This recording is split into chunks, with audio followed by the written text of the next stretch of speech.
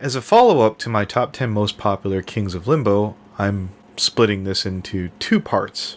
The 5 most underrated Kings of Limbo and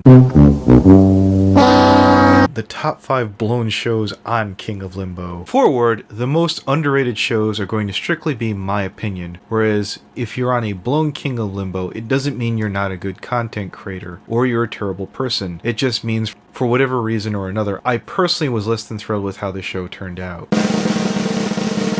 5. Sonic Ring Dubs 123. I remember tracking this guy down from his Rule 63 dub of MLP, with Dust Shine. He was a real delight and a blast to hang out with. I mean, I'd love to have him back as a co-host, but I was always scared to talk to the guy again, because I have a short list of VAs like the Lost Narrator, and I feel intimidated to talk with one of them, for whatever reason. He was a total class act, and I was super lucky to have him. Tommy Oliver, I know what you're going to say. You got 600 views out of that bad boy. There was a lot of audio issues that kept this from being the best damn show I ever could have had. I lost more than half of the podcast due to technical difficulties, but I think it turned out okay. Tom's a class act and amazing to talk to. I just wish I could have shared that with everybody better than, well, what the final product was. Everyone put in a lot of work into that show, only to have the connection bone us. Tyandaga, Rookie of the Year, fantastic artist, hell of a nice guy. With the way he's going to have 6,000 subs by the end of the season. Voice of Reason and Nikki V came on down to lend an ear for the kid, and I think it went great.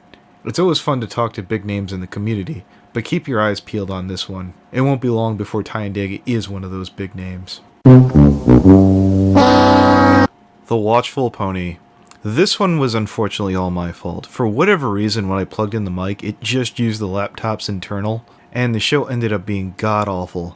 I want to apologize to everyone involved. Ryan for coming on and having his first co-host gig. I finally got a chance to have caps locks on. Sapphire for having her first step up to bat. It just wasn't meant to be that night. I'm sorry, guys. VIda.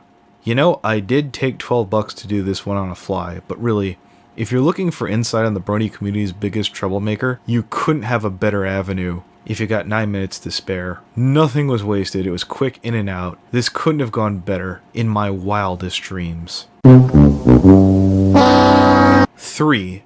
Toon Critic. You know, maybe it was hubris. I'd had 5 bang-up shows in a row. I had my dream team of Corpulent Brony, Licky, and Aeon of Dreams. And that day, for reasons beyond memory's reach, they decided to verbally haze Toon. That wasn't the only issue. I tried out some weird new questions, like, what's the weirdest dream you ever had, and one thing led to another, and it all became one big giant fantastic mess. I learned that day you really have to have an alternating cast. It's a matter of having the right man and or woman for the job. If I had to do it over again, I'd grab Voice of Reason, Pass Analysis, and probably Tyandaga. I'd have a sharper on-point question list, and I'd beat the brakes off of that show.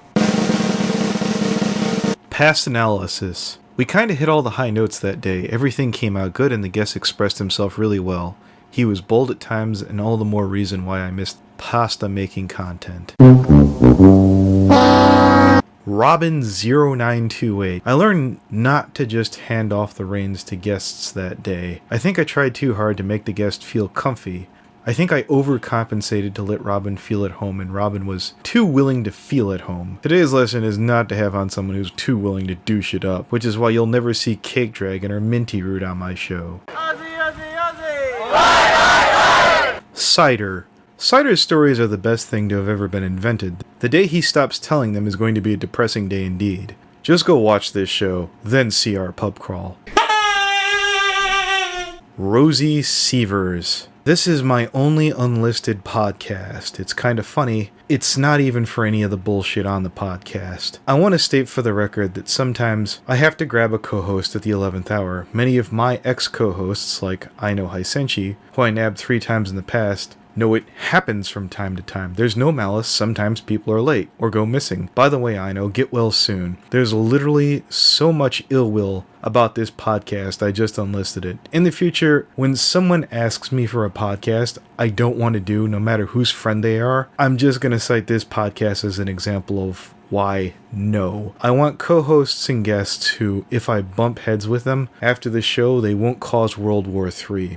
or pretend like they didn't know it was a podcast or that they were co-hosting, even though it's clearly announced in the podcast at the start. Hours and hours of editing right down the toilet, as well as a couple of friendships. So till next time, don't ask why a plague spreads or a field burns. All for no good reason.